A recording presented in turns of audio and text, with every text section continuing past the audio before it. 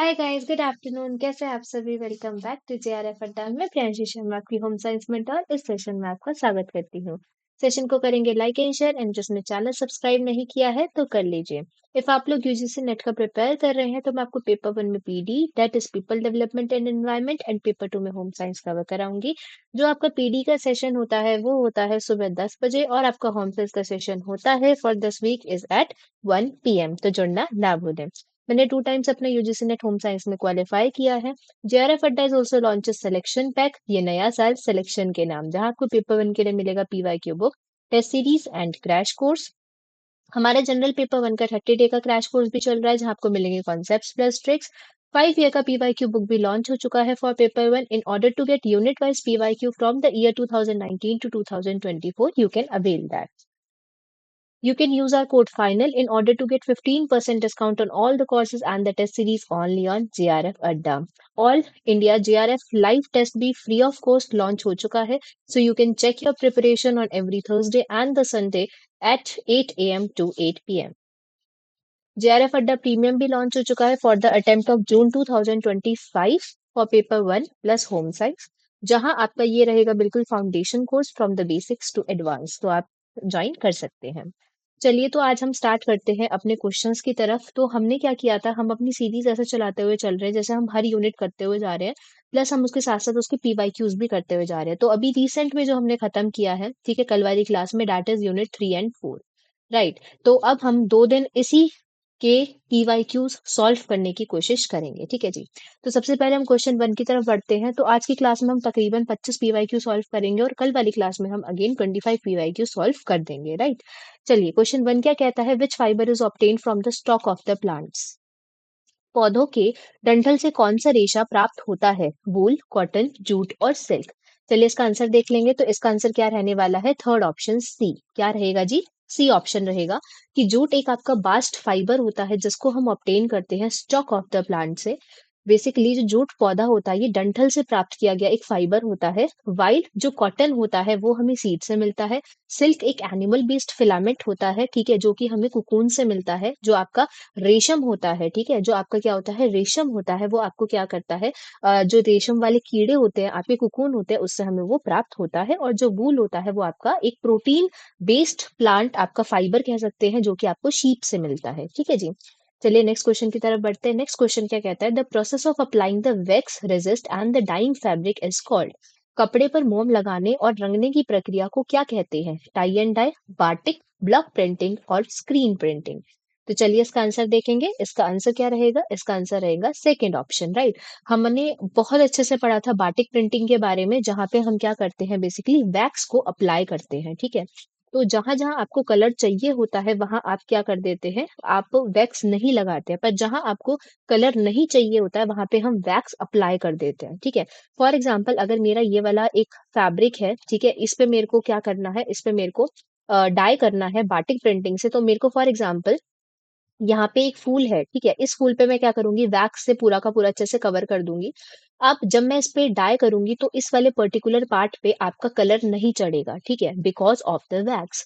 तो वैक्स एक तरीके का आपका रेजिस्टेंट प्रिंटिंग होता है। कैसा होता है, एक रेजिस्टेंट प्रिंटिंग होता है। तो बेसिकली इन बाटिक जो वैक्स हो जाती है उन पार्ट्स पे अप्लाई किया जाता है, जो कि एक रेजिस्ट डाई हमें की तरह यूज करना होता है, ठीक है। यहाँ पे आप अलग अलग तरीके से इंट्रिगेट पैटर्न्स भी बना सकते हैं डाइंग के बाद, और उसके बाद हम जब हमारा डाई हो जाता है फिर हम इस वैक्स को रिमूव कर देते हैं। तो जिस जिस पार्ट पे आपका वैक्स होता है उस पार्ट पे आपका कलर नहीं चढ़ता है, ठीक है। आई होप आपको ये कॉन्सेप्ट बहुत अच्छे से क्लियर हो गया होगा। अगर आपने यूनिट 3 and 4 की क्लासेस नहीं अटेंड की है तो फर्स्टली क्लासेस जरूर अटेंड कीजिएगा, वहां से आपके कॉन्सेप्ट बिल्कुल क्लियर हो जाएंगे। चलिए, नेक्स्ट क्वेश्चन की तरफ बढ़ते हैं। Which weave creates the diagonal pattern on the fabric surface. कौन सी बुनाई कपड़े की सतह पर विकर्ण पैटर्न बनाती है, 12 वीव, साटिन वीव, प्लेन और जैकार्ड वीव। चलिए, देखते हैं इसका आंसर क्या रहेगा। इसका आंसर रहेगा हमारा option number 1, that is your 12 weave, ठीक है। जो आपका बेसिकली 12 वीव होता है, हमने देखा था खासकर आपकी जीन्स वगैरह हो जाती है, वहां पे आपको 12 वीव देखने को मिलती है, जहां पे आपके डायगोनल पैटर्न्स क्रिएट होते हैं, राइट। ये आपकी प्लेन वीव जैसी नहीं होती, जहां पे आपके फ्लैट पैटर्न्स क्रिएट होते हैं। या फिर साटिन में क्या हो जाता है, यूजुअली आपका काफी ज्यादा स्मूथ और लश्चरस सरफेस आपकी रहती है। यहाँ पे कैसी रहती है, 12 वीव में आपको कैसे कैसे वाले आपको पैटर्न देखने को मिलते हैं, आपको थोड़े से डायगोनल पैटर्न्स देखने को यहाँ पे मिलते हैं। ठीक है जी। नेक्स्ट क्वेश्चन की तरफ हम बढ़ते हैं। फोर्थ क्वेश्चन हमारा कहता है identify the synthetic fibre among the following. निम्नलिखित में से आपके सिंथेटिक फाइबर कौन से हैं उनकी पहचान करनी है। नायलॉन, कॉटन, सिल्क और वूल। चलिए इसका आंसर देखेंगे। तो इसका आंसर रहेगा हमारा क्या, nylon will be our correct answer. ठीक है। जो नायलॉन होता है ये एक तरीके का आपका सिंथेटिक फाइबर होता है जो कि आपकी पॉलीमराइजेशन रिएक्शन से हमें मिलता है। और जो आपके नेचुरल फाइबर होते हैं वो कैसे होते हैं, जैसे आपके कॉटन हो गया, सिल्क हो गया, वूल हो गया, ये सारे हमारे नेचुरल फाइबर होते हैं। बट यहाँ पे नायलॉन क्या है, हमारा एक तरीके से सिंथेटिक फाइबर है। ठीक है जी। नेक्स्ट क्वेश्चन की तरफ बढ़ते हैं। The cross section shape of the wool fibre is. Wool fibre का अगर हम क्रॉस सेक्शनल शेप देखें तो वो कैसा होता है, ओवल, ट्रायंगुलर, सर्कुलर और सीरेटेड। ऊनी रेशे का अनुप्रस्थ काट आकार क्या होता है, अंडाकार, त्रिकोणीय, गोलाकार या दांतेदार। तो इसका आंसर देखेंगे। इसका आंसर हमारा क्या रहेगा, fourth option will be our correct option. कैसा रहता है जी, दांतेदार इसका रहता है। तो जब मैंने आपको इसकी बहुत अच्छे से डायग्राम भी बताए थे, जब मैंने आपको इसकी थ्योरी बहुत अच्छे से कराई थी, तो इसकी सरफेस कैसी रहती है, काफी ज्यादा सीरेटेड रहती है। सीरेटेड का क्या होता है, ऐसे ऐसे आपको डॉट्स वहां पे देखने को, बहुत सारे डॉट्स वहां पे देखने को मिलेंगे। कैसी सरफेस रहती है, जिसकी सीरेटेड सरफेस रहती है। ठीक है। जिसकी वजह से, और हमने देखा था इसकी, अगर हम सेक्शन की बात करें तो इसकी कैसे देखने को मिलती है हमें, हमें बेसिकली देखने को मिलेगी काफी ज्यादा आपका, एक सेकेंड दीजिएगा, काफी ज्यादा कैसी होती है, इसकी जो सरफेस होती है काफी ज्यादा आपको यहाँ पे आपको स्केल्स देखने को भी मिलते हैं। कैसे दिखते हैं, हमें यहाँ पे स्केल्स भी देखने को मिलते हैं। ठीक है। और ये जो स्केल्स होती है इसी की वजह से जो होता है, इसमें काफी ज्यादा ये क्या हो जाते हैं, एक दूसरे पे इंटेंगल्ड कर जाते हैं। राइट। तो यहाँ पे क्या हो जाती है, काफी अच्छी इसकी कोहेशन और फेल्टिंग प्रॉपर्टीज होती है। ठीक है जी। नेक्स्ट क्वेश्चन की तरफ हम बढ़ते हैं। Mercerization of the cotton enhance. जो मर्सराइजेशन होता है वो क्या करता है, कपास में मर्सराइजेशन क्या बढ़ाता है, स्ट्रेंथ और lustre, dye affinity and the elasticity, both one and two, none of the above. ताकत और चमक, रंग के प्रति आकर्षण और लोच, वन और दो दोनों, उपरोक्त में से कोई भी नहीं। देखेंगे इसका आंसर क्या होगा। इसका आंसर क्या रहेगा हमारा, कि बोथ ही करेक्ट है। तो जब हम मर्चराइजेशन करते हैं कॉटन के ऊपर, तो एक तो उसका स्ट्रेंथ अच्छा हो जाता है, उसमें लस्चरस आ जाती है, और इसकी जो एफिनिटी फॉर द डाई होती है वो इंक्रीज हो जाता है, और आपका जो इलास्टिसिटी होती है वो भी आपकी एनहांस हो जाती है। तो यहाँ से हमारा क्या हो जाएगा, यहाँ से हमारा थर्ड ऑप्शन बिल्कुल करेक्ट हो जाएगा। नेक्स्ट क्वेश्चन की तरफ बढ़ते हैं। The shrinkage resistance of the wool is improved by. ऊन की सिकुड़न प्रतिरोध को निम्नलिखित तरीकों से बेहतर बनाया जाता है, स्काउरिंग, मर्चराइजेशन, कार्बोनाइजिंग या फिर क्लोरीनेशन। तो देखेंगे इसका करेक्ट आंसर क्या रहेगा। इसका करेक्ट आंसर रहने वाला है जो श्रिंकेज होती है। ठीक है। जो आपका श्रिंकेज रेजिस्टेंट, जो आपकी सिकुड़ जाता है वूल को, उसको हम कैसे इंप्रूव कर सकते हैं, by the process of chlorination. किससे हम उसको यूज कर सकते हैं, by the process of chlorination. तो क्लोरीनेशन क्या करता है, आपकी वूल की सरफेस को मॉडिफाई कर देता है, जिसकी वजह से जो उसकी श्रिंकेजनेस होती है लॉन्ड्रिंग के टाइम पे, वो क्या हो जाती है, रिड्यूस हो जाती है। ठीक है। तो क्लोरीनेशन में हम क्या करते हैं, वहां पे we have to use to apply the chlorine. ठीक है। ताकि हम उसके जो स्केल्स है उसको क्या कर सके, उसको मॉडिफाई कर सके। ठीक है जी। नेक्स्ट क्वेश्चन की तरफ हम बढ़ते हैं। नेक्स्ट क्वेश्चन कहता है the fabric structure with the floats of the yarn resulting in a lustrous surface is. धागों के प्रवाह के साथ कपड़े की संरचना जिसके परिणाम स्वरूप चमकदार सतह बनती है, वो कौन सी वीव होती है आपकी, plain weave, satin weave, twill weave, basket weave. सादा बुनाई, साटिन बुनाई, ट्विल बुनाई या फिर बास्केट बुनाई। तो इसका आंसर हम देखते हैं। इसका आंसर क्या रहने वाला है आपका, satin will be your correct one. ठीक है। जो आपका साटिन होता है उसकी वजह से आपका काफी ज्यादा लस्टरस सरफेस का आपको फैब्रिक देखने को मिलता है, जहाँ पे जो यान होते हैं बेसिकली फैब्रिक पे वो फ्लोट करते हैं। ठीक है जी। नेक्स्ट हम क्वेश्चन देखते हैं। Which is the example of the regenerated fibre. Regenerated fibre का, पुनर्जीवित फाइबर का उदाहरण कौन सा है, पॉलिएस्टर, नायलॉन, विस्कस रेयॉन या फिर cotton. Polyester, nylon, viscous rayon या फिर कॉटन। तो इसका आंसर क्या हो जाएगा जी, इसका आंसर हमारा रहने वाला है viscose rayon is our right answer. तो हमने क्लास में भी देखा था कि आर से कैसे याद रख सकते हैं, आर से रीजनरेटेड और आर से रेयॉन। राइट। हम इसको ऐसे याद अच्छे से रख सकते हैं। ठीक है। नेक्स्ट क्वेश्चन की तरफ बढ़ते हैं। तो हमारे बेसिकली जो रीजनरेटेड फाइबर होता है ये केमिकली प्रोसेस होता है फ्रॉम द नेचुरल सेल्यूलोज से, और जो आपका विस्कस रेयॉन होता है it is derived basically from the wood pulp से इसको डिराइव किया जाता है। ठीक है।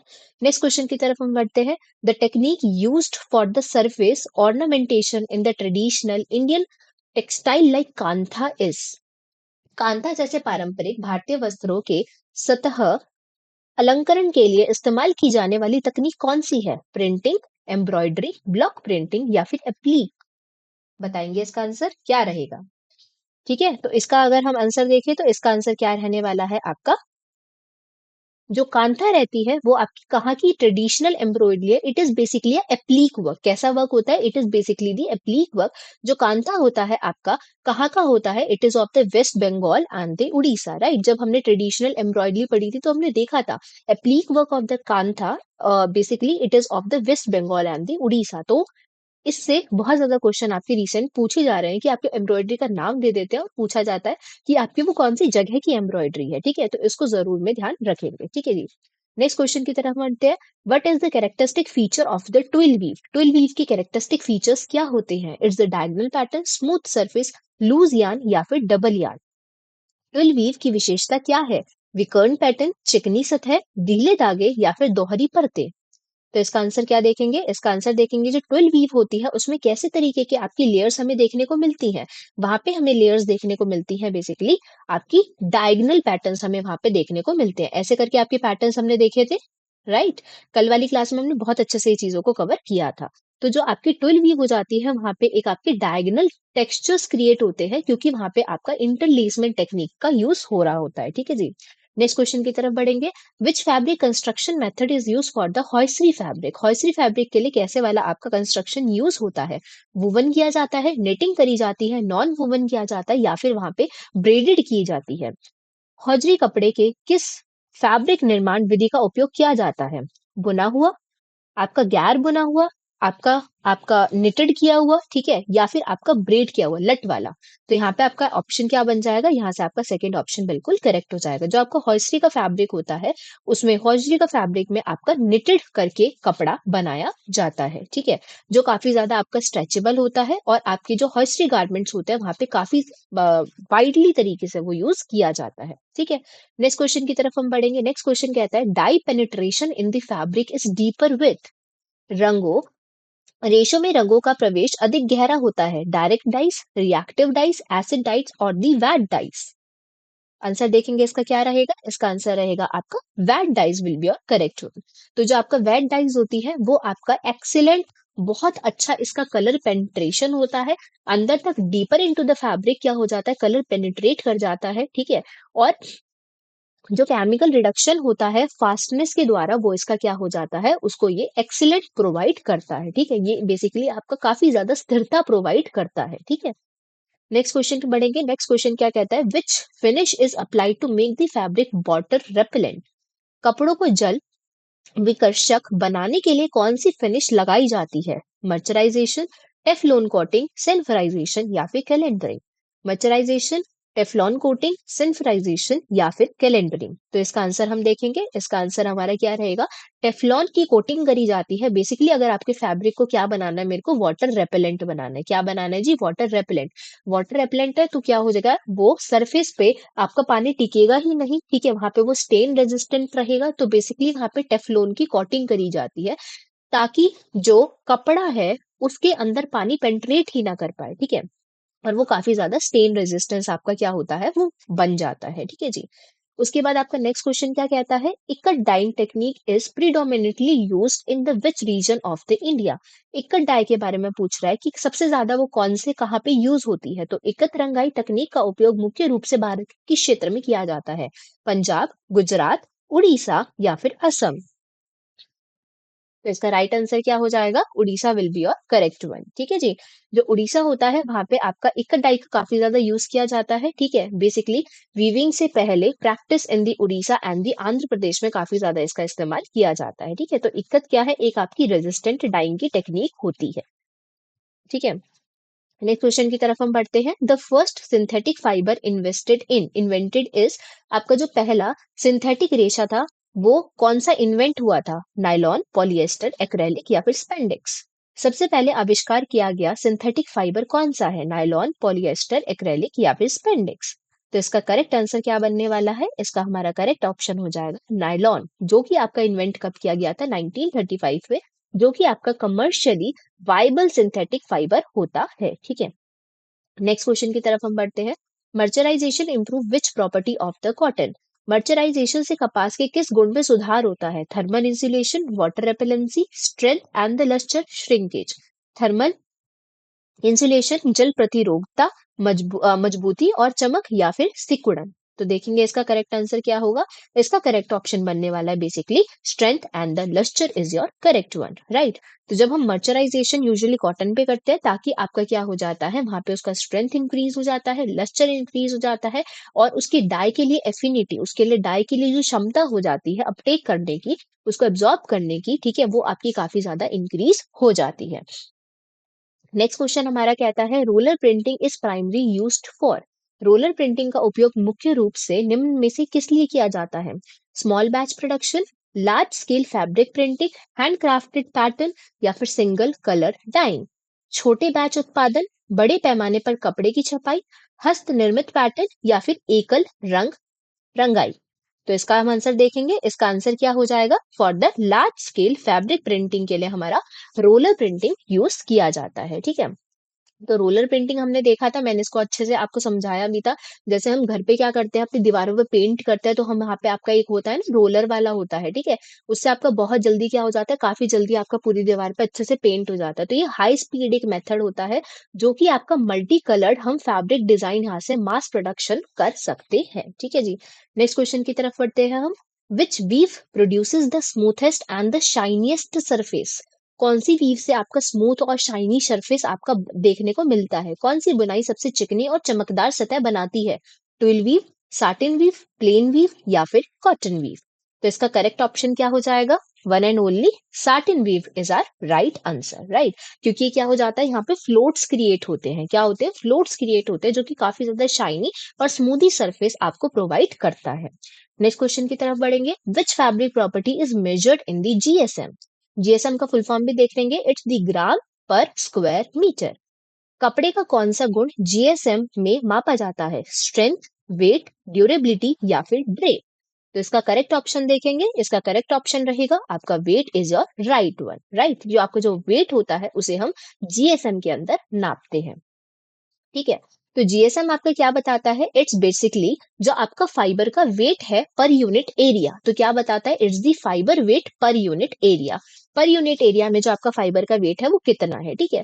ये आपका कॉमनली यूज होता है फैब्रिक की क्वालिटी असेसमेंट में, ठीक है। जितना अच्छा होगा उतना आपका फैब्रिक बढ़िया होगा, ठीक है। नेक्स्ट क्वेश्चन की तरफ हम बढ़ते हैं। The term slubs refer to. Slub शब्द का क्या अर्थ है? Smooth yarn, defective area in the fabric, thick and thin yarn segments, या फिर रिसाइकल्ड फाइबर्स। चिकने धागे, कपड़े में दोषपूर्ण क्षेत्र, मोटे और पतले धागे के खंड, और पुनर्चक्रित रेशे। तो इसका करेक्ट ऑप्शन देखेंगे। इसका करेक्ट ऑप्शन हो जाता है हमारा आपके थिक एंड थिन यार्न। आपके सेगमेंट्स को हम स्लब कहते हैं। क्या कहते हैं? स्लब बेसिकली क्या हो जाते हैं? ये आपके जो यार्न के सेगमेंट्स हो जाते हैं, जो काफी ज्यादा थिक होते हैं और पतले पतले होते हैं, वो आपके क्या कहलाते हैं? आपके स्लब्स कहलाते हैं, ठीक है। So these are basically intentionally और accidentally variation in the yarn thickness. Yarn की थिकनेस में जो आपका इंटेंशनली या फिर एक्सीडेंटली जो भी आपके वेरिएशंस देखने को मिलते हैं, जो भी आपके बदलाव देखने को मिलते हैं, वही आपके स्लब्स कहलाते हैं, ठीक है। नेक्स्ट क्वेश्चन की तरफ हम बढ़ते हैं। नेक्स्ट क्वेश्चन कहता है which textile technique uses wax as a resist?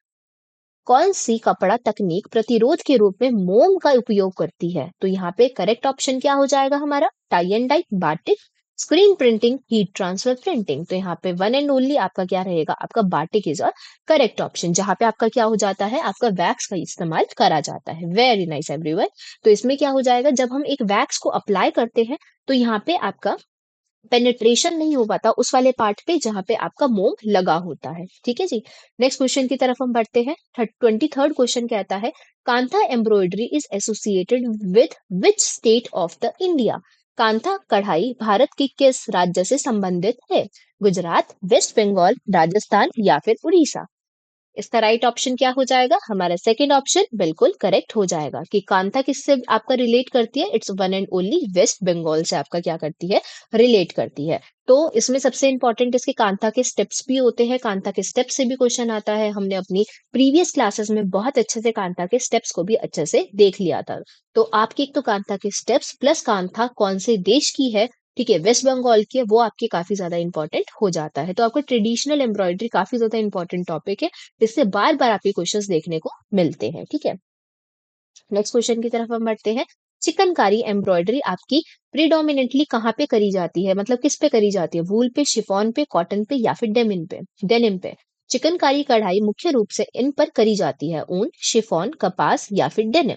तो इसका राइट ऑप्शन क्या हो जाएगा? राइट ऑप्शन हमारा रहेगा कॉटन इज आर बिल्कुल करेक्ट वन, राइट। तो हमारा जो चिकनकारी होती है वो आपकी लखनऊ की है, यूपी की, जो कि ट्रेडिशनली डन करी जाती है फाइन कॉटन फैब्रिक पे, जहाँ पे आपके व्हाइट थ्रेड का यूज किया जाता है। आई होप आपको आज का क्लास काफी ज्यादा पसंद आया होगा, आपको हेल्पफुल लगा होगा। क्लास कैसा लगा, पढ़ाने का तरीका कैसा लगा, कॉन्सेप्ट्स कैसे लगे? जिसने क्लासेस नहीं देखी है, फर्स्टली अपने कॉन्सेप्ट जरूर क्लियर कीजिएगा, ठीक है? क्लासेस जरूर देखिएगा, उसके बाद फिर ये वाले क्वेश्चन जरूर प्रैक्टिस कीजिएगा। काफी ज्यादा इंपॉर्टेंट पीवाईक्यूज आपके ये रहेंगे, ठीक है? और ये रहेगा आपका होमवर्क क्वेश्चन। तो क्वेश्चन क्या कहता है, इसका आंसर कमेंट सेक्शन में जरूर दीजिएगा। Phulkari known for its the floral motifs is from which origin? अपने पुष्प रूपांकों के लिए प्रसिद्ध फुलकारी किस क्षेत्र से है? वेदर इट्स पंजाब, कश्मीर, मध्य प्रदेश या फिर Karnataka? Thank you, bye bye, take care.